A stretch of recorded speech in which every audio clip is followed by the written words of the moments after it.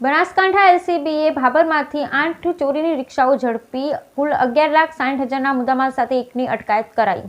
બનાસકાંઠા એલસીબીએ ભાભરમાંથી 8 ચોરીની રિક્ષાઓ ઝડપી કુલ 11,60,000નો મુદ્દામાલ સાથે એકની અટકાયત।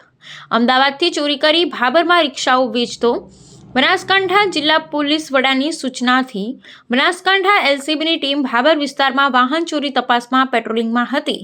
તે દરમિયાન ભાભર નવા બસ સ્ટેશન પાસે એક શંકાસ્પદ રિક્ષા ચાલક આવતા રિક્ષા ચાલકને ઊભા રખાવી પૂછપરછ કરતા તેનું નામ વાલ્મીકી દિનેશભાઈ સતાભાઈ રહે વડા તાલુકો કાંકરેજ હાલ રહે અમદાવાદ હેબતપુર હોવાનું જણાવેલ તેમજ રિક્ષાના કાગળ માંગતા રિક્ષાના કાગળો ન મળી આવતા કડકાઈથી પૂછપરછ કરતા રિક્ષા ચોરી કરવી હોવાનું કબૂલાત કરેલ છે તેમજ અન્ય પણ રિક્ષાઓ ચોરી કરી હોવાનું તેને કબૂલાત કરેલ છે। કુલ 8 રિક્ષાઓ ચોરી કરી હોવાનું કબૂલાત કરેલ તેથી બનાસકાંઠા એલસીબી દ્વારા પૂછપરછ કરતા વાલ્મીકી દિનેશભાઈએ જણાવ્યું હતું કે અમદાવાદમાં રિક્ષા ચલાવે છે। છેલ્લા 6 મહિનાથી અમદાવાદના સોલા તેમજ સરખેજ પોલીસ સ્ટેશનની હદમાંથી રિક્ષાઓ ચોરી કરે છે અને ભાભર વિસ્તારમાં વેચાણ કરી હોવાનું કબૂલાત કરતા તમામ રિક્ષાઓ એલસીબી પોલીસ બનાસકાંઠાની ટીમ દ્વારા રિકવર કરી ભાભર પોલીસ મથકે વાલ્મીકી દિનેશભાઈ સત્તાભાઈની અટકાયત કરી 8 રિક્ષા જેની કિંમત 11,60,000ની કિંમતની કબજે કરી ભાભર પોલીસ મથકે લાવી કાયદેસરની કાર્યવાહી હાથ ધરેલ છે।